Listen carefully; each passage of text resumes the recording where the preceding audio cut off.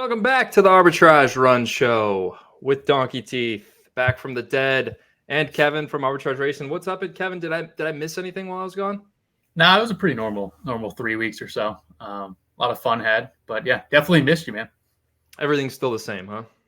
No changes. Racing's the same. Breeding's the same.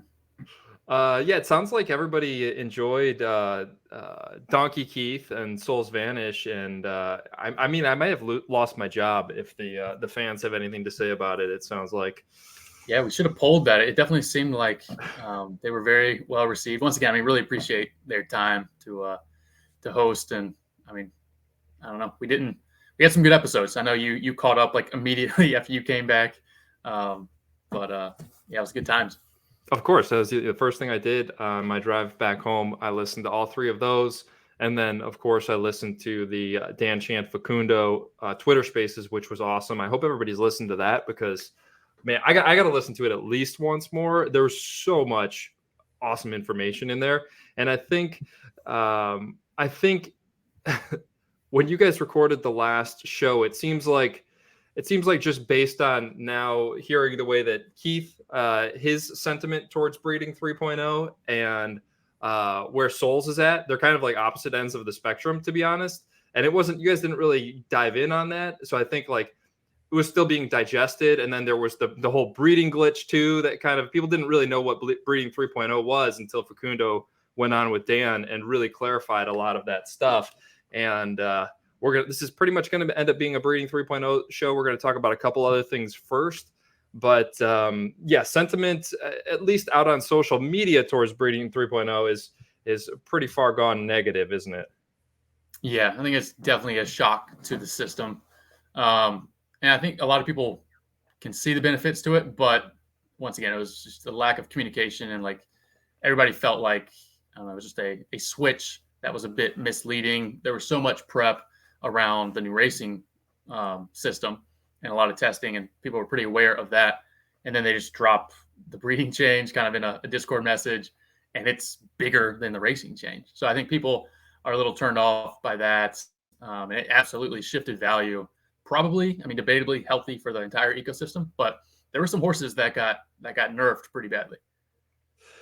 Yeah, we'll dive in a little bit more on that. I mean, definitely quite a bit of fair criticism towards it. I'm not sure. So somebody said, I read through the comments on your guys' shows while I was away, and one of the comments was that like everything that you guys said about Racing 2.0 was like all rose colored. There was like no negativity coming from you guys. And we want to present both sides, but I guess when I read that comment, it's like, it was just released, right? Like we haven't seen it in action. Like, I guess you could kind of shoot from the hip and try to speculate on what's bad about it. But we've been living in a broken Zed world for 18 months and playing it every single day and seeing the game slowly die.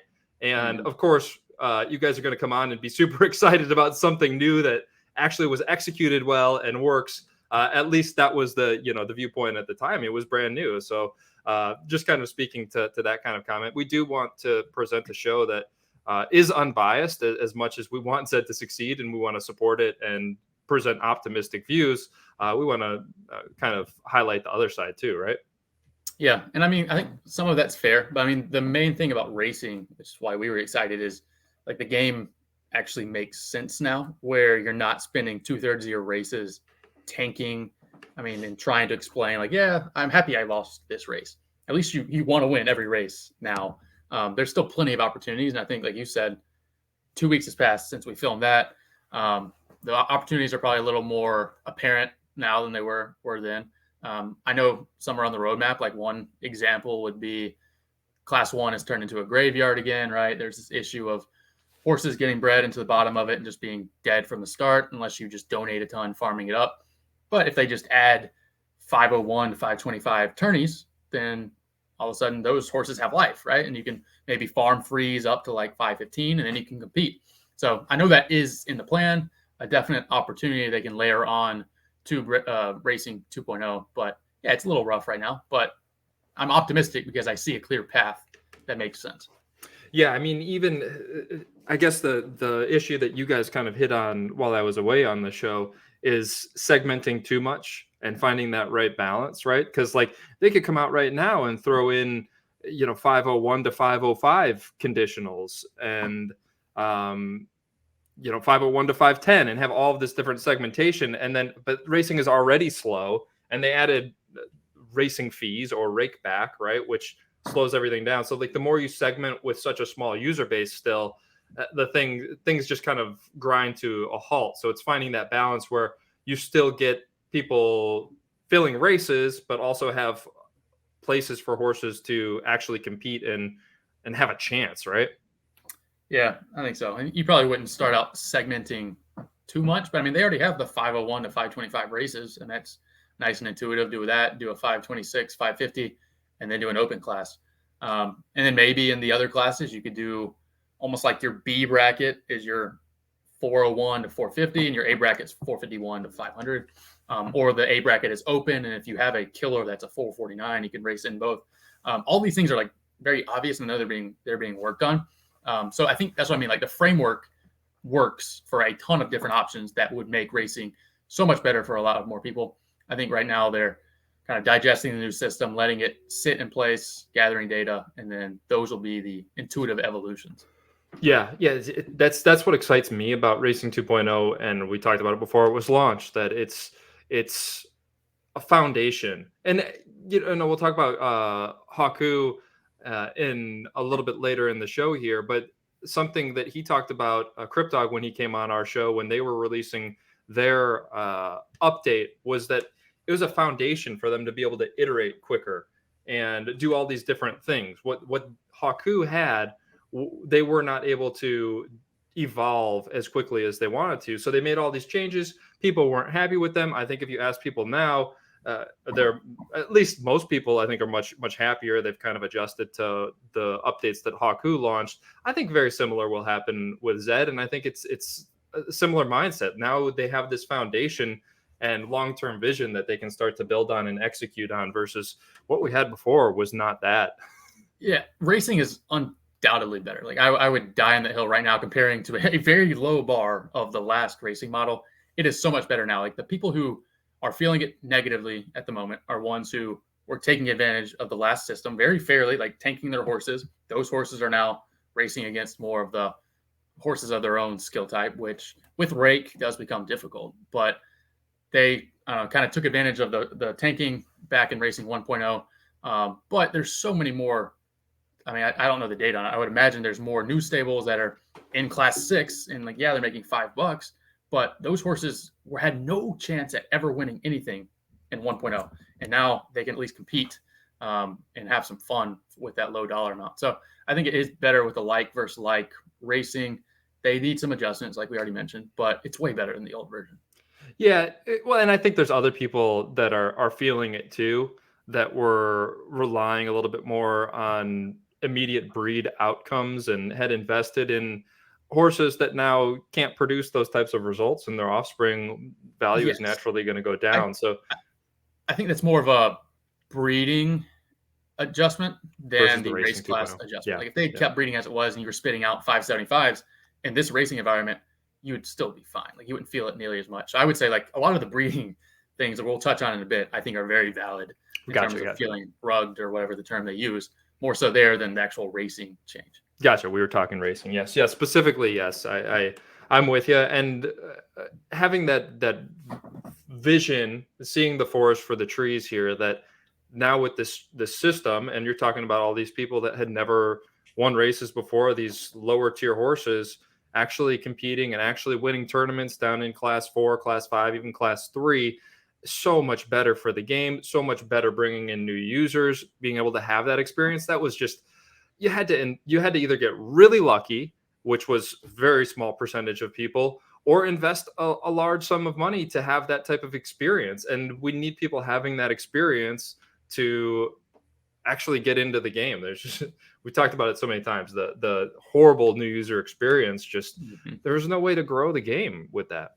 Right. Yeah. In the market had become just so efficient where like you knew exactly what you had immediately. And then breeding, yeah, you had to spend premium dollar to even have a chance at getting a killer up in class 1. So that wasn't sustainable. At least now you can you can find these steals back on Haku. Like even I've been finding myself just digging through ZSim and ZLead and Haku looking for these deals. And we've bought probably 6 or 8 lower class horses that have already made 50% of the purchase price back. And some have already made it all back. So like those deals are out there to be had. And that adds another layer of skill element back in the game. Yeah. I was talking to Paxity yesterday and I kind of warned him. He had a horse that was in, I think it was a class 4 or class 3 final. And it popped when I was looking at ZSim that it was listed for like 0.15. And if it won, it was going to get like 0.1 or something very significant. And it was flaming in that race. It had like a projected ROI of like 0.04. And I was like, I'm not going to do this because like I like you. But if we were like more cutthroat or somebody else saw this, they could just buy it right now. And it's like instant arbitrage. So we didn't buy it. He ended up delisting it. But that's just something to keep an eye out on the buy side, as well as like awareness from a sell side. You can make back these purchase prices of 0.15 super fast. Yeah. The market will continue to become more and more efficient as the dust settles and people realize what's what here. But I think it won the final too, actually. So did it? Yeah, it won it. So good for him. Yeah, you should get a little kickback there, Kevin. Yeah, I know. No, we're good. So let's talk before we dive in on breeding 3.0, because we're going to talk pretty extensively, as much time as you've got over there.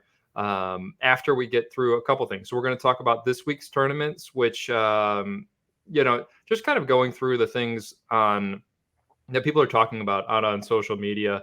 And Dan Shan, kind of threw out when they announced the tournaments how lazy it was to have 3 of the same tournament this week, no variety, and then they increased the Class 1 prize pool up to $10,000 as to try to incentivize classing up, I assume.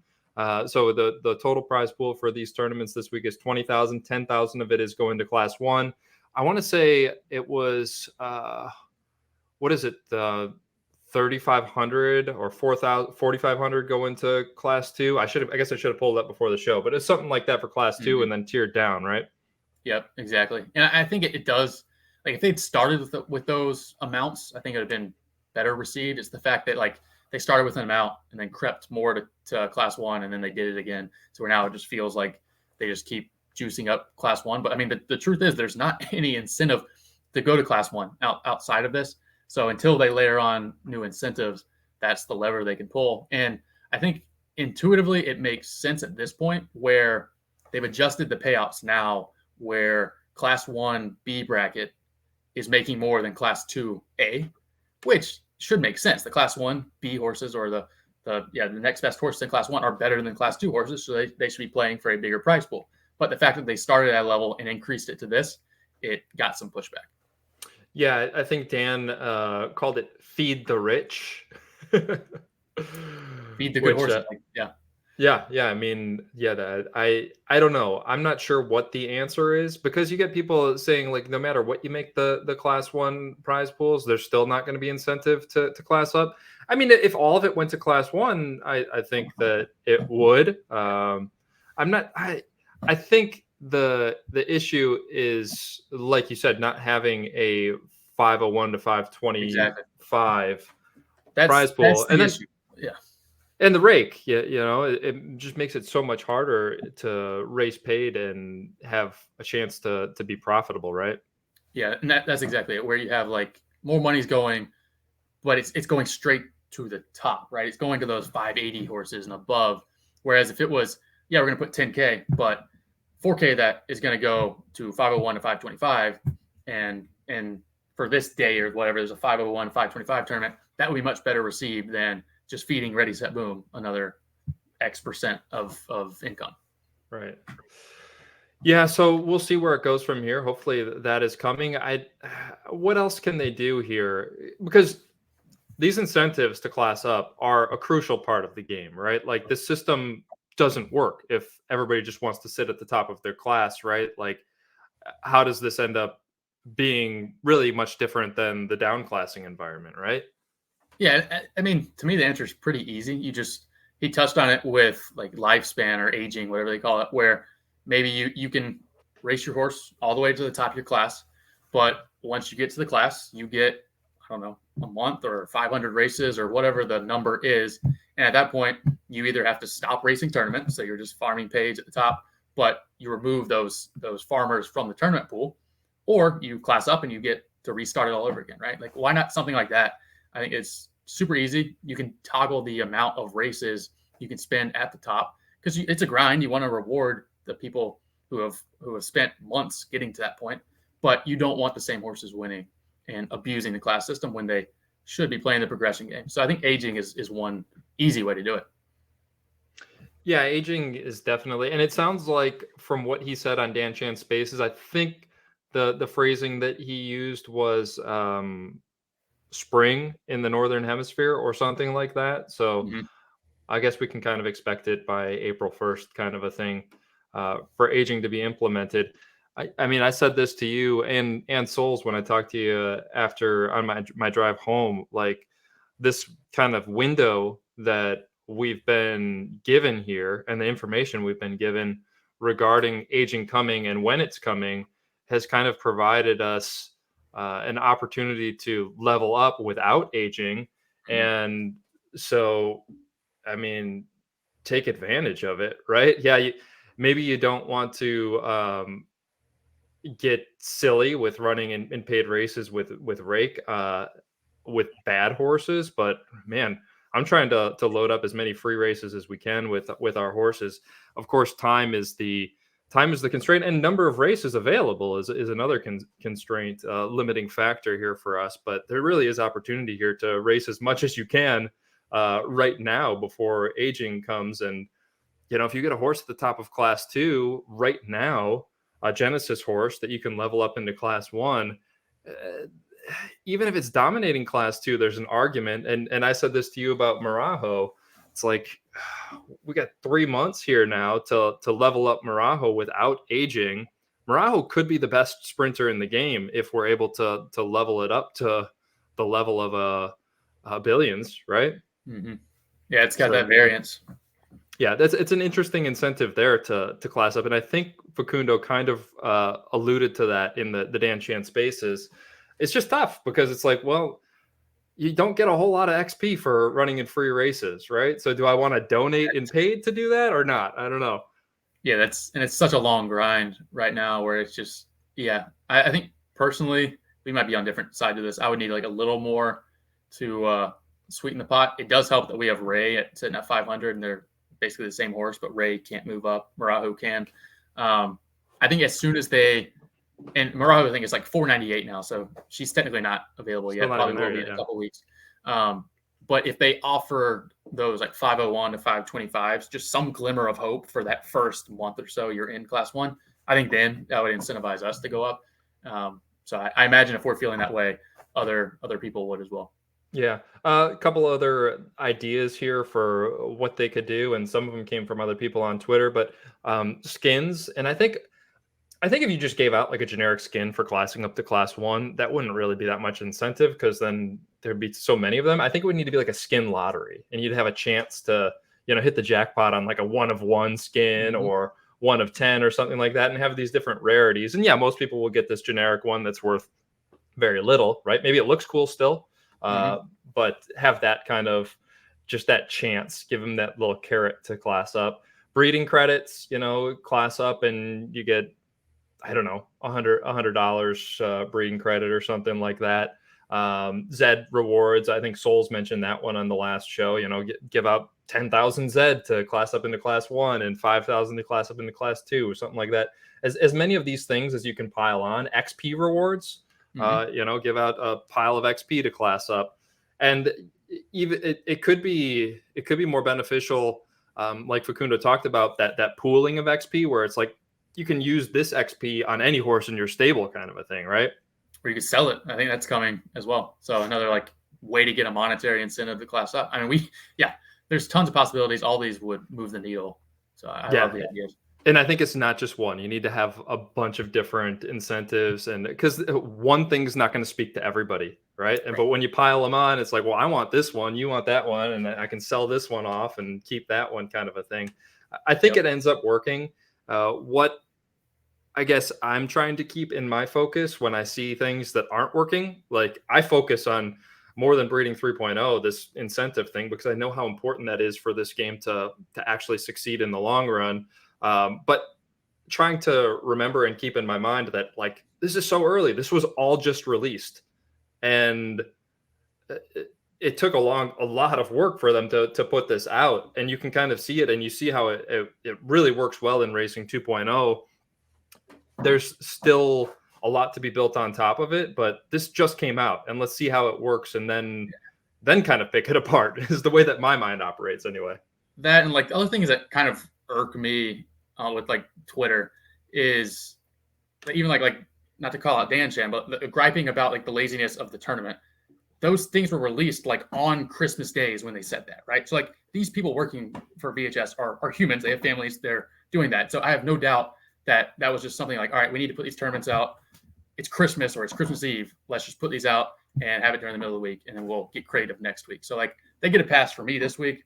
We want to see some variety going forward, but like the big bulk of the Racing 2.0 has been during the holidays, and these people have families, you know. Yeah, absolutely. I think I said something similar too, kind of holiday break, and yeah, let's give them a little bit of a holiday pass, especially after like I can't imagine that the amount of work that went into building Racing 2.0 and getting it launched, and trying to meet that deadline that was self-imposed, and seeing the game die while you're building it too, right? It's like a bit of pressure, right? Yep, exactly. So they get a pass for me. We'll see in a couple weeks, turn of the new year. I think there's a lot, like you've been highlighting a lot of them, where we mean like the framework is there. They just need to now execute and evolve within that framework on the racing side.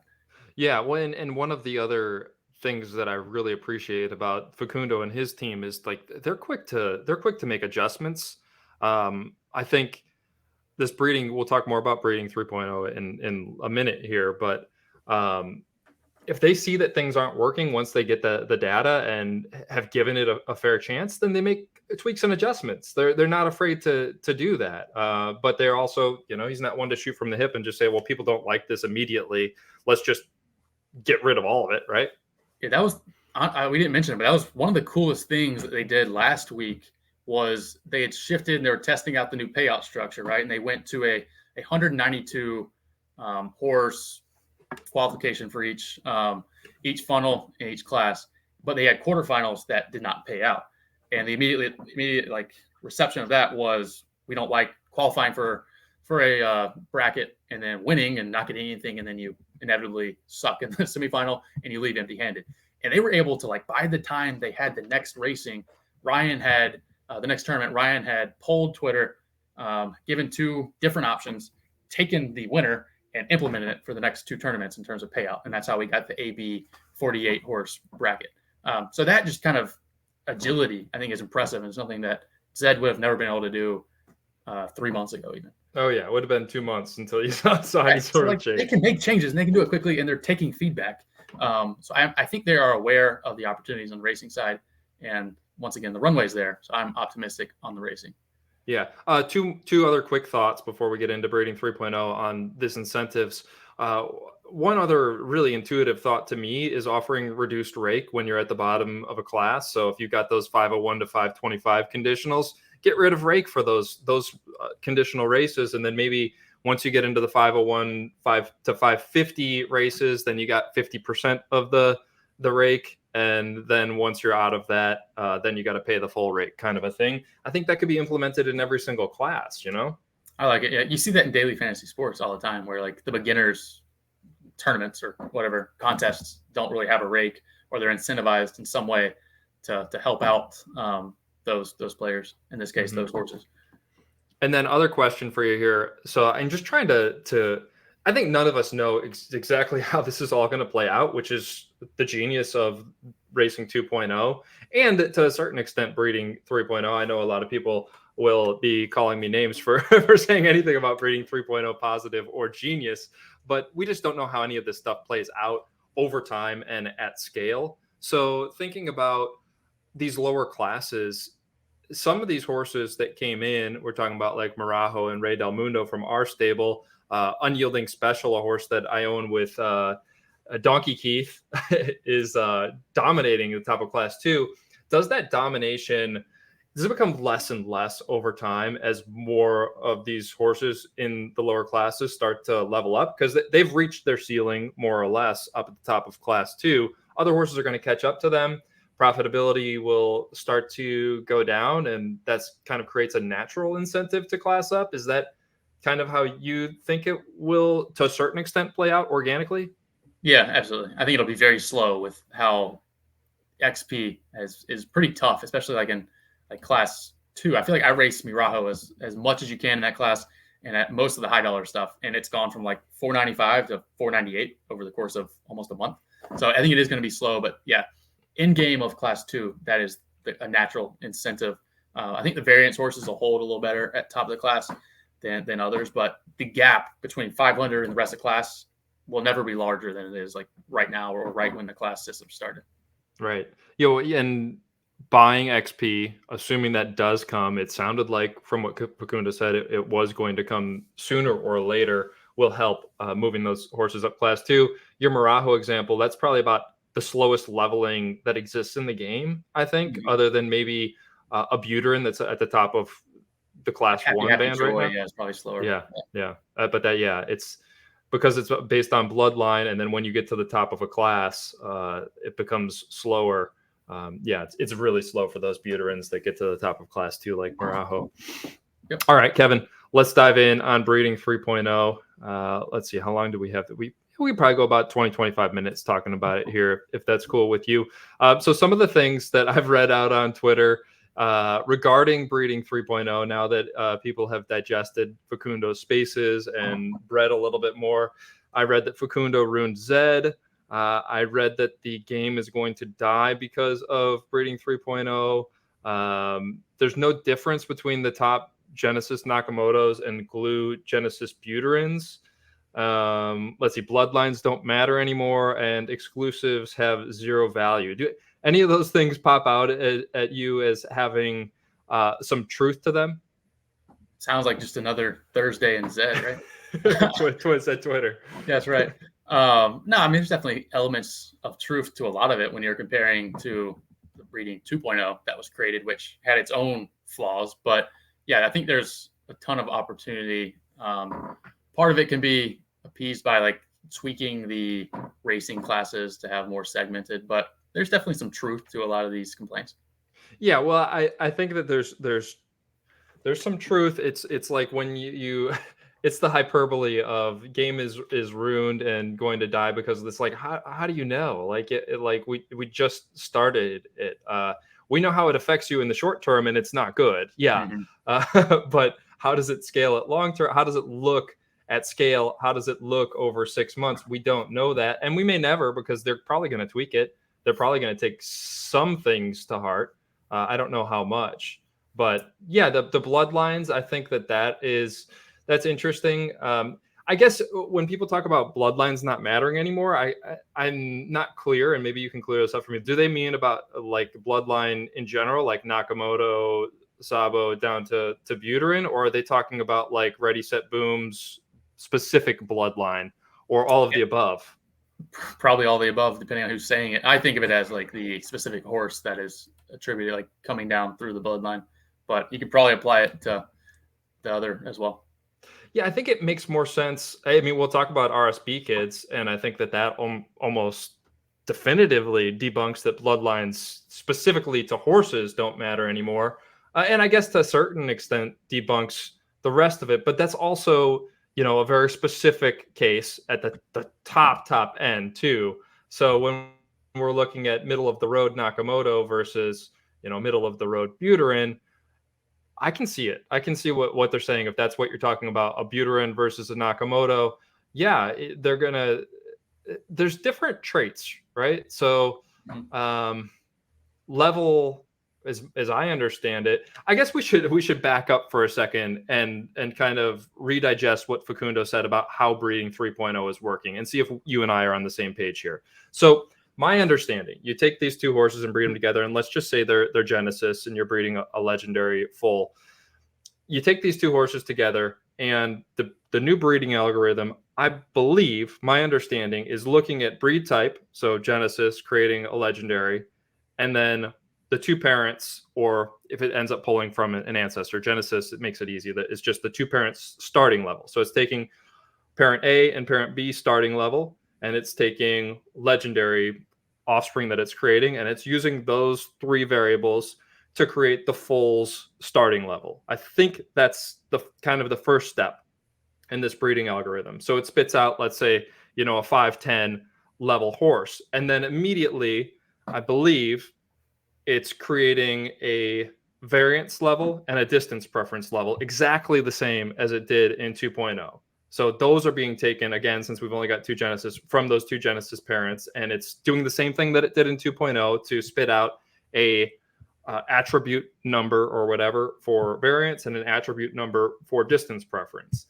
Then the last piece, I think, of this equation is baseability. So it's whatever is left there. There's call it a pie that is created by this horse level initially. So we said 510 coming from these two Genesis parents. This 510, you've got your variance and distance preference now that were created by the algorithm. And whatever's left over, because there's an equation when all of our old horses received their levels, it was a function of what their base ability was, what their variance was, and what their distance preference was. That same equation now is, I guess, algebra here, right? The missing pieces, base ability. So you've got your variance, distance preference, and you need to figure out what that base ability was to equal that horse level that was created originally based on breed type and parents starting level. So that's how base ability is decided. Is that your understanding of how it's working? Yeah, I guess the more technical version of what, my understanding is. I kind of think of it as just like it's virtually like variance and DP are the same as it was in 2.0. For the top-notch horses, you're going to be getting plus BA in this pie, whatever example you just described. But using Ready Set Boom as an example, right? We bred it with, I think we'll touch on it a bit, but Supreme Polarity is probably the most common match we've had with Ready Set Boom. And it spit out anywhere from like 544 up to like 565, 570.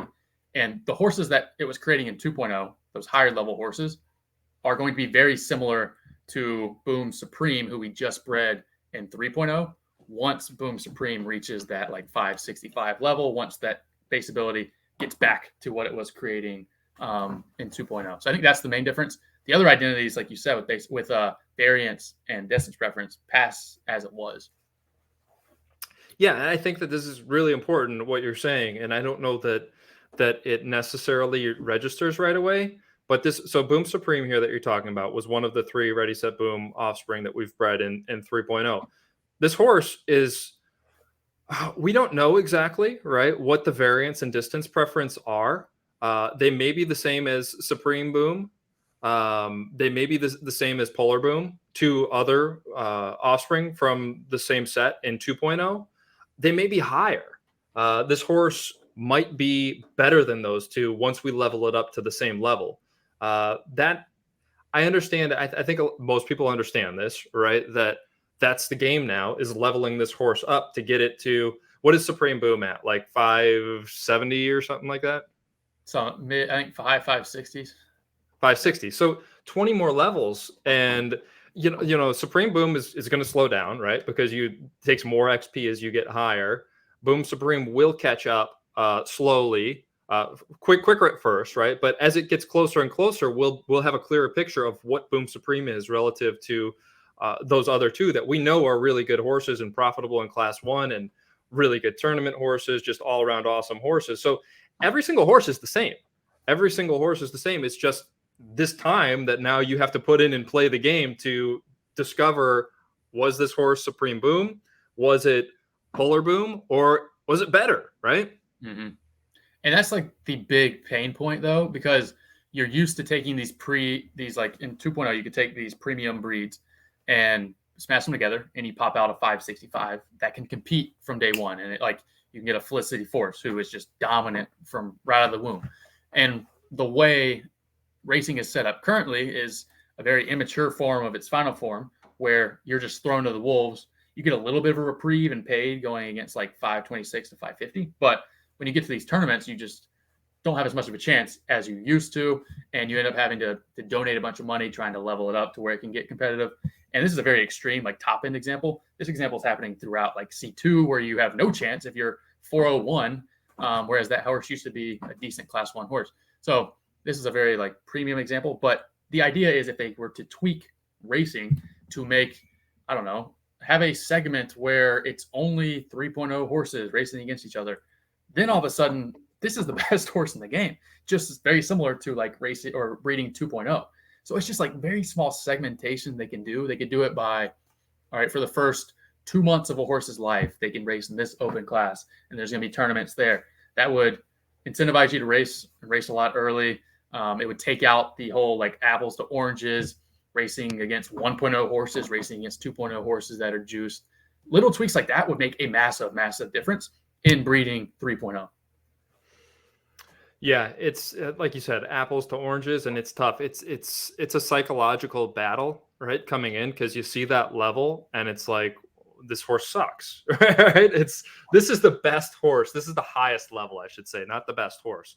Highest starting level that has been bred in 3.0, this Boom Supreme horse, and it's nowhere close to like even the middle of the road horses that we bred in 2.0. But the difference is base ability, and we can gain that over, we've already gained 6 levels here in, I don't know what it's been, a week. This horse made a final, I think, yesterday, right?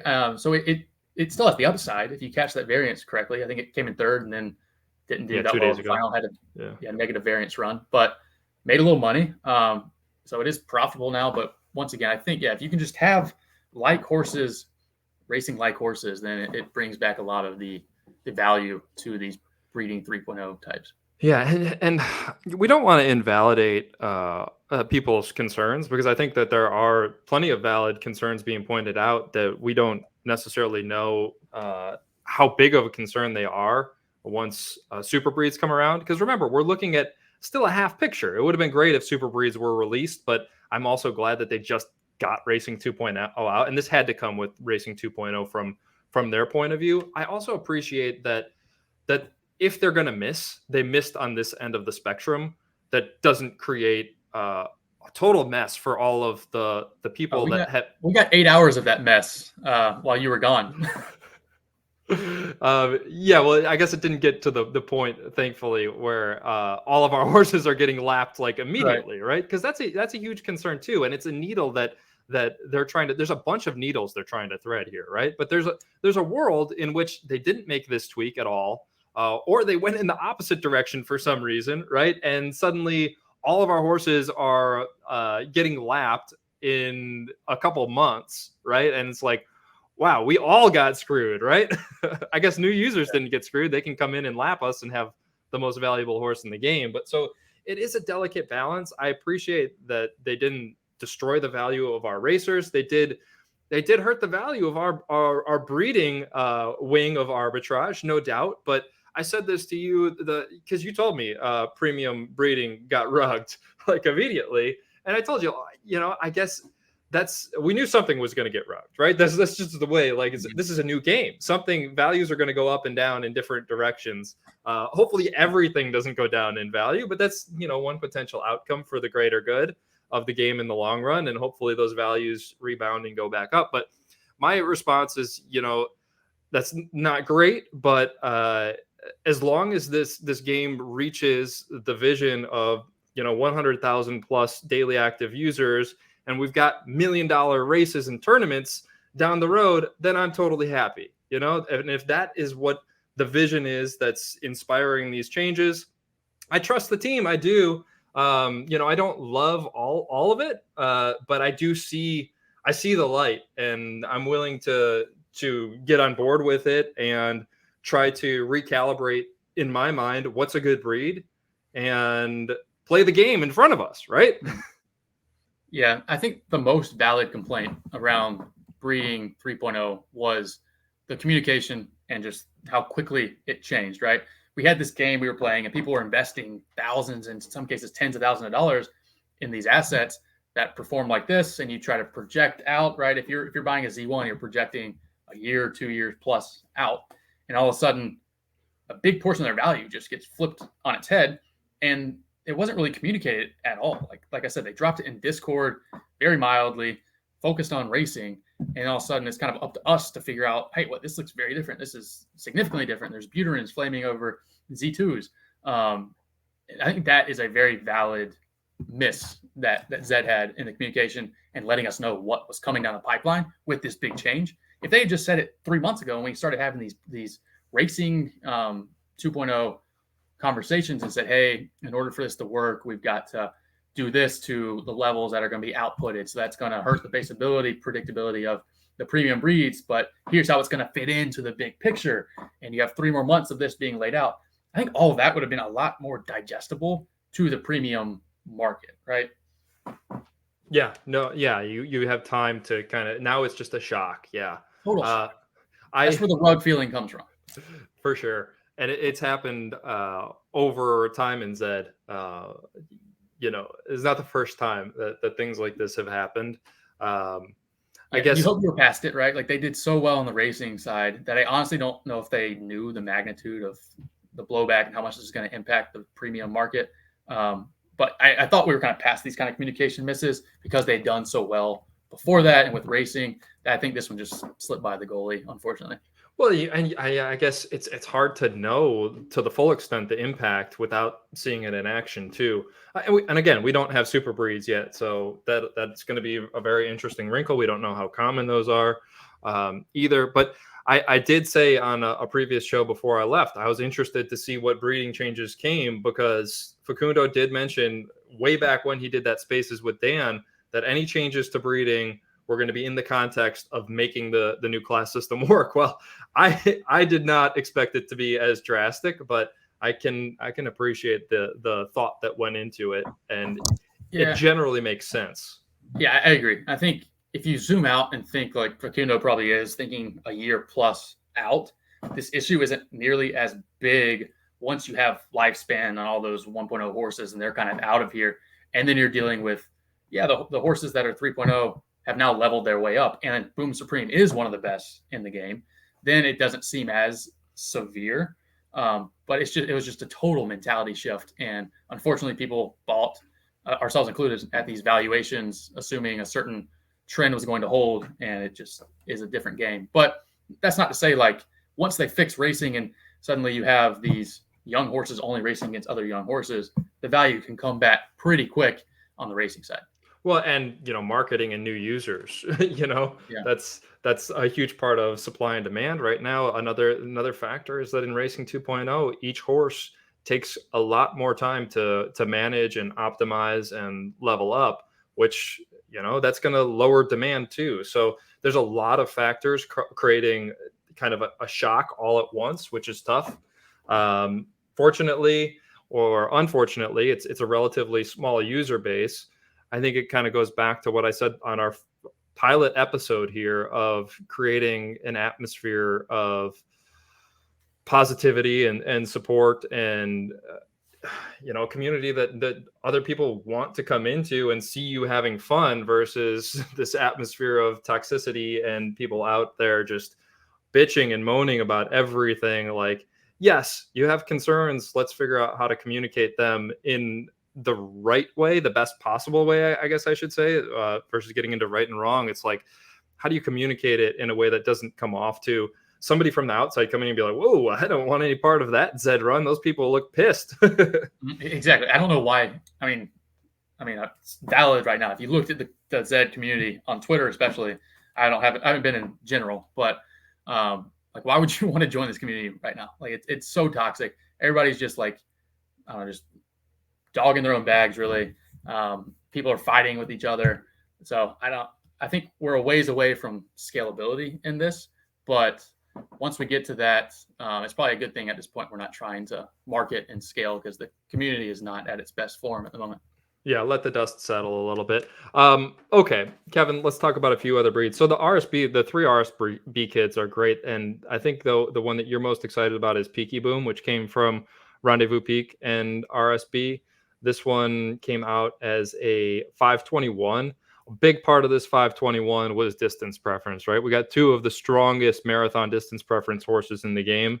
coming together to create this. And then that there's some variance in here when we look at the distribution chart, right? We've got some nice back end here. We got 13 wins already. Some of this is free racing. Quite a bit of this, I pounded those 501 to 525s. I've been running all of our premium breeds in those, and it's quite a bit of fun discovering these horses. Once you've recalibrated your expectations and realize what this 521 means, that a lot of this is distance preference and variance. And when we level this horse up, it's going to just keep looking better and better, like all horses, right? I think that's the other thing, Kevin, is like, that's an easy rebuttal, is like, well, all other horses are going to be leveling up too and looking better, right? Yep. No, that's fair. The nature of the S curve will help a little bit, where someone who's 575 will gain 10 levels with the same XP you gain 30 with. So I think it's a fair point, but there's ways around it. Yeah. Well, and we keep talking about being able to buy XP. It is really going to be, it's dangerous, right?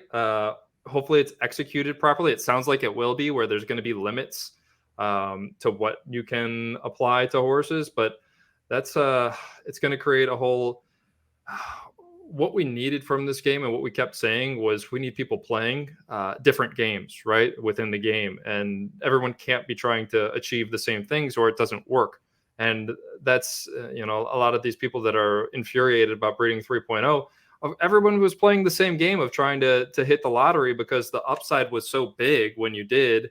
And yeah, the lottery is fun if you've got the means to do it. But when you keep adding in more and more wrinkles of, well, people playing in lower classes for lower stakes, or just having fun racing in freeze, if they create free tournaments where you can win XP and sell it, all these different things, you're going to have, as Facundo said on the Spaces, different demographics, young people that have all the time in the world farming XP and then selling it to other people that don't have as much time but want a champion racer. And you don't know what Peaky Boom is, but maybe you pay $1,000 to level this thing up, who knows, 20 levels or something like that, and see right away, and you get that instant gratification. Yeah, I like Peaky Boom too, because it's just like, it's a good proof of concept of like a horse that comes in and can race against like horses. This horse has the distance preference and some variance from really strong ancestry. So if you go to like the financial stats of this one, I think it's fairly profitable without really any tournaments either. This is just paid racing, almost 0.1, 2.0 profit, which it's got to be way up there for the 3.0 breeds. But that's just because we haven't had to race against those 550 pluses too much, aside from when we're trying to qualify for the tournament. So you could take that. Imagine if there's actually 501 to 525 tournaments. Suddenly that premium value starts going back up pretty quick if the bloodline is there and you get a good roll. Yeah, suddenly you want to stay in that 501 to 525 as long as you can. Yeah, or it doesn't become too costly to get to 550 because you're making money all the way. And then by the time you're at 550, maybe you can compete a little better. Right. And then so the other one from RSB was Boomstone, and this was Stonefly. We had a pretty fun cycle of breeds for RSB. We did this with Champion Stable, and we're going to do it again next cycle, and he'll be getting that one. Hopefully there's super breeds by then, and he'll get a shot at that. Man, that would be wild if this one was a super breed. But look at this variance, Kevin.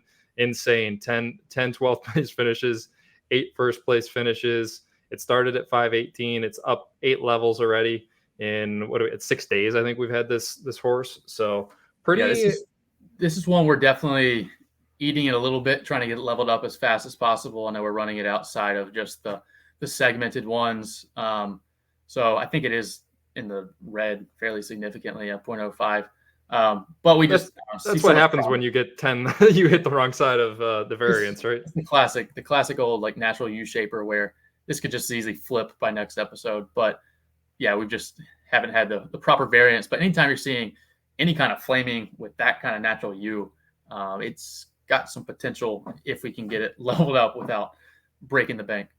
Yeah, it would have been interesting to see this one in 2.0, but we will see in, I don't know. What's your prediction on when a horse like Boomstone here will reach that level that would have been 2.0? Like, is that like 2 months away or over under? Yeah, I think assuming we're running it pretty well. Yeah, thinking about the level probably is around like 550 you would have expected. So that, yeah, about a month. Yeah, with that variance, right? It may have been even a little bit lower, right? Possible. Yeah. Trying to think, like Ready Set Supreme is one that has a lot of variance, and it's like was 544, I think. So yeah, probably a month out. So it really is like it's just a mental switch to having to wait a month to get to your normal output, and it is a little discouraging because you have these other horses leveling up along with it, but just a mentality shift. Yeah, you're gonna have to put in time to play the game now, which I think that's a good thing in the long run, right? You got to The play the problem is like game. people don't necessarily mind putting in the time, but yeah, the amount of money you lose trying to level up without this proper segmentation makes it a little harder to stomach because you pay like these are pretty good examples. We pay a premium dollar to breed with third head. You pop out in the bottom of class one, and you lose money on top of already spending almost an ETH breeding with it. Right? That's discouraging. Even though in the back of your head, you know you're going to get to a killer eventually. It's a hard switch to flip from instant profitability in the old model. Well, and I think the key is it needs to be fun, right? I think that that's a really valid criticism is that like you don't want this game to just be a click for XB entering free races all day, which is what I've been doing because that's the game in front of us and somebody's got to do it, right? But there needs to be some aspect of fun involved in it other than just getting 200 XP for running that free race, right? And Yeah. that's another tough needle to thread. Yeah, I think tournaments help with that. When it's like truly a tournament that you feel like you have a shot in, that adds a lot of like the most fun part of my day is the 8 o'clock to 10 o'clock window when all these tournament races are running, trying to watch as many as I can without making the fiance mad. But that is the most fun, way more fun than just looking at Paige trying to qualify. Well, and somebody brought this up on Twitter yesterday. Having free tournaments, right? Doesn't have to have money. You Easy, can have yeah, XP, and it's that's fun easy way. too, right? Right. I feel very confident that is on the roadmap. I don't really know, but that's too much of a layup to not have it in there, because that opens up once again like adds fun to the grinding and it makes a whole new slew of horses winners. And you could easily put something in the logic that's like if you make a paid tournament today, you can't participate in the free and vice versa, and then you just get basically double the winners. And if the XP is substantial enough, you can you can level up your horse faster, or when we can sell XP, that's almost like winning money with the free tournament. Right. What happened with Head of Snake? Because this horse is terrible. Just sadness. It got like no variance, not very good BA. Yeah, third head had some interesting outcomes on the negative side, I think, of 3.0, where normally this would have popped out at like 560, and even though it doesn't have a ton of distance preference and a ton of variance, it would have kind of overpowered with base ability. At this point, it's kind of dead in the water entering a lot of these races. Yeah, I mean, you said that it's going to be a good horse once leveled up. We'll see, right? I guess in my mind, where I go to is this horse was maybe like a third strider outcome, which was not very good. This was like had to be bottom 10% kind of outcome for third head and Star Strider in 2.0 breeding here. You have 523, so it's even a little bit lower starting level than third Strider. And you look at this, it's like this is pretty much all free racing. So it doesn't look too bad, right? But yeah, Head of the Snake looks way worse than this horse, doesn't it? I felt so good about that name too. I was like, let's go. You're getting that Griffin, and then it pops out of 518. There's a little hope, and then it just A shapes on you. Nothing worse. But yeah, I guess this third Strider horse may have started at like 505 or something like that if it was bred in 3.0 is the way to Possible. look at it, right? Yeah. Yeah. So maybe yeah, once you level up Head of the Snake, it starts to look like this. And I think another thing to remember is it's tough, right? Because now breeding exclusives, you're most likely ending up in class two, but you can breed some class two champions, right? Using two legendaries, you hit this third head roll or Star Strider roll or a solid snake roll with these, and suddenly you're looking at a kind of a maxed out class two kind of exclusive, right? Yeah, and that's kind of how you can feel 3.0 is broken a little bit, where like when you're breeding, you're legitimately hoping for like a 499 over a 525. Like there, I think if you polled Zed right now, 100%, 99% would take that 499, where the name of the game still should be to level up and get to class 1. So that's just another like proof that incentives are a little bit off. But Incentives, yeah. once again, it can be fixed. Like the game works. It just needs to be some levers pulled to incentivize properly. I have a lot of horses down here to jump through, but we're not going to get through all of them. I mean, I guess I wanted to hit on some that were not the top end, because I mean, it's interesting looking at those RSB kids and seeing what's going on. It's a third scoop was the other third head one I was going to pull up, but I wanted to pull up this exclusive that my buddy bred, the one that you did a breed with him with Star Phantom and Head Monty last cycle, and that popped out a really good 2.0 kid. This one was third head chromatic and then third head in Monty, two pretty solid kids. This horse looked horrible through its first, I want to say like 20 races. And then suddenly yesterday, it just went on a tear, won 2 races qualifying for the tournament, won the semifinal. This is class 2, and then took third in the final. And suddenly you're looking at a 3.0 horse here that I don't know if it's any good, but it's got 0.13 in profit. And we'll see what it looks like once it's leveled up all the way to 500, or, you know, if there's a way to down the road. I think there's probably going to be a way to level Evo and exclusive up, would be my guess, and if the incentives are there. But just kind of another interesting, this horse looked absolutely like dog shit through 20 races, and then suddenly it just started racing well. I don't know what's going on, but here's, I guess, a good outcome for an exclusive, which it's tough that this is a good outcome when it's a horse that I'm talking so poorly about, but it did do well in the tournament. So I don't know. Any thoughts on these breeding exclusives, Kevin? Yeah, I think with those, you're definitely hoping to land in that top quartile of a class. So like 475 and above. I mean, that if this was a 423, it'd have no shot until you got it leveled up. So a good roll, good lotto, and getting that favorable level. But yeah, once you have a top 20 level horse in a class, it can get hot and like just make you a ton of money. So that's a good example of that. Final Marajo was one that you bred with Jake Iceberg right before I got back. It's Final Wave and Marajo. And I think that this was like the first one when I was saying to you, man, we really need to unanchor from these starting horse levels and look at them kind of in a vacuum with the rest of 3.0 horses. This was the one that you pointed out. I mean, it's got a ton of variance here. Obviously, the distance preference is going to be there between these two elite sprinter Genesis, right? So it's not a profitable horse right now. But and that goes back to having to donate to make these horses better. You've got the option to run freeze, but what do you think that this horse ends up looking like up to 5? I mean, I think it looks very similar to Mirajo, honestly. Like 11% win rate, maybe not quite as much distance preference there, but it's got the variance. It's got a super U. It has some flames over higher level horses that make it has some distance preference. I'm super excited about this one. If we can get it to like even just 520 racing against other 520, 525s, I think it will turn profitable very quickly. So it's almost one you want to hold at that level until they do 501 to 525 tournaments, because it can make a lot of noise if it qualifies for one of those. And you don't want to like burn the levels when there's more profitable scenarios coming. Well, and I think that speaks to the game of interesting choices, as Facundo put it when he was on with Dan. That's an interesting choice. It's like, do we want to?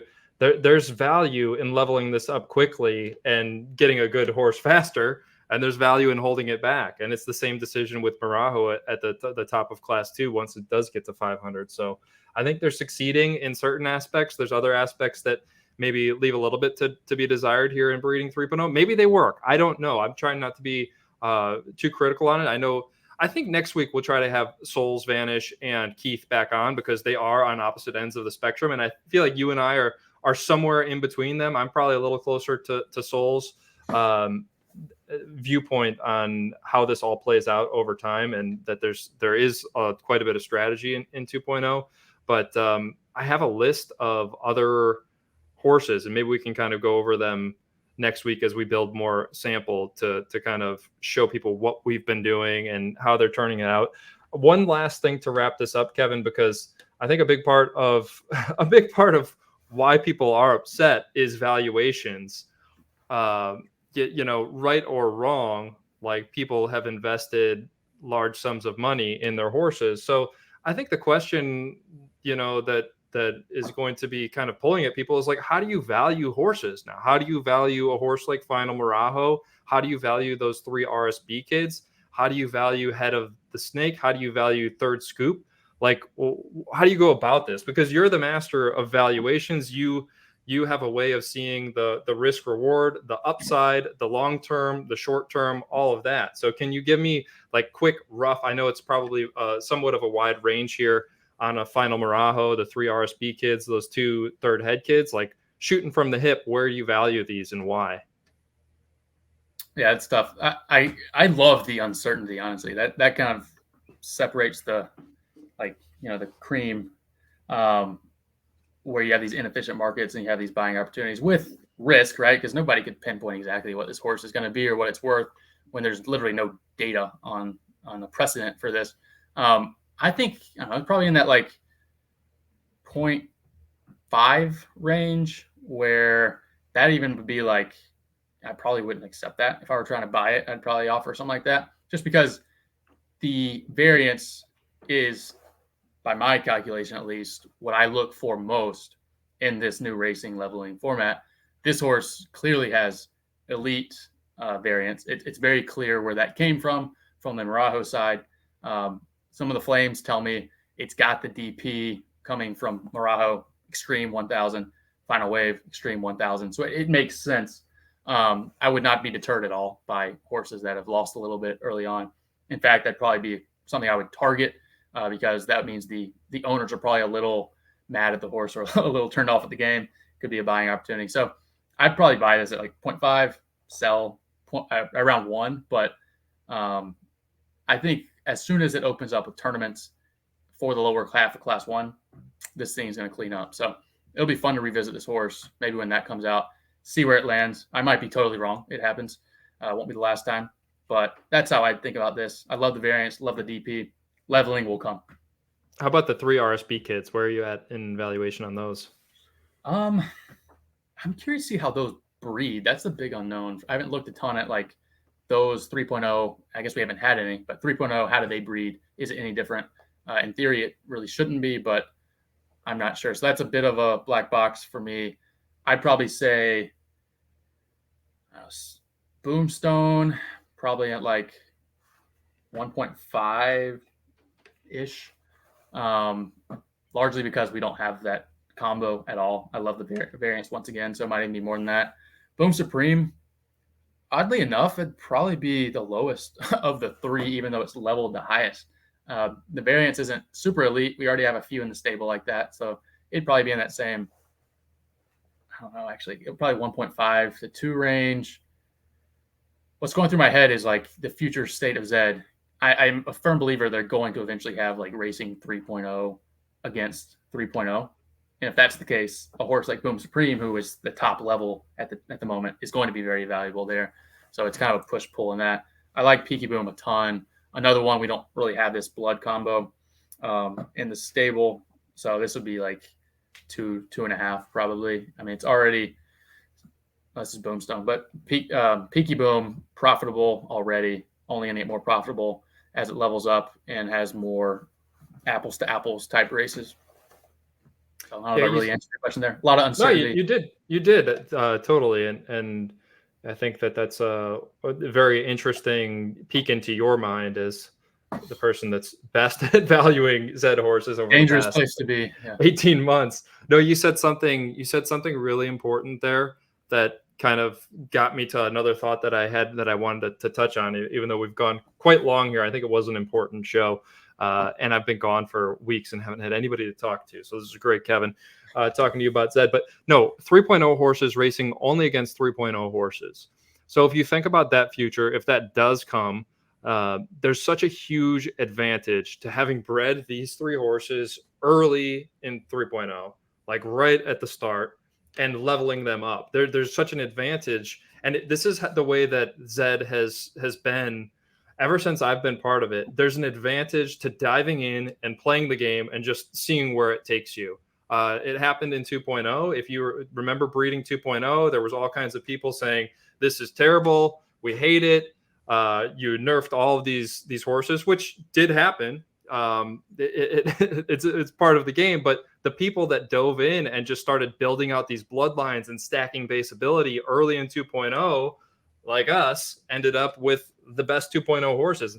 I think very similar is going to happen in 3.0. So Zed is a game of adaptation. Accept the reality that we have for now. Communicate your concerns and try to contribute to solutions, or quit the game. Like if you don't like it, don't play it. But there's no need to come in and be toxic. So from my point of view, the people that adapt have always been most successful in Zed. Play the game, adapt, find the edges that are there, and you're going to end up having fun, I think.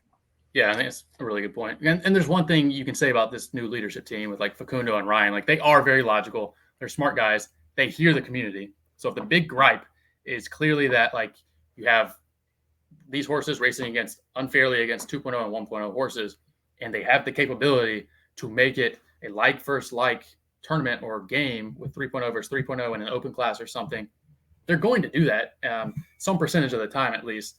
So it's just a game of making educated choices. And I could definitely see a reality where we do 3.0 versus 3.0 and people are complaining that Peaky Boom is too overpowered because it just came from too predictable of a bloodline and it's too much power at the top once again. So I could definitely see that happening. I'm not saying it's going to happen, but there is a reality and we'll be ready for it if it does.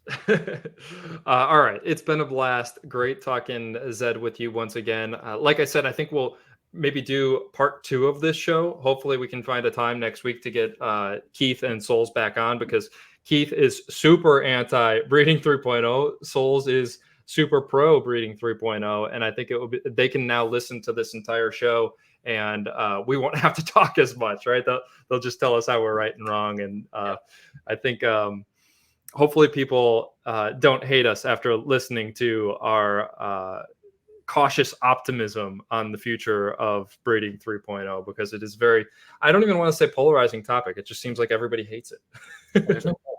There's one poll here. Yes. And it's definitely broken, but only in its current form is my final take on that. And they dropped the ball on communication. Absolutely. Yeah. Okay. Well, it was great, Kevin. You have a happy new year down there, and I will catch you next week. All right, man. See you. Later.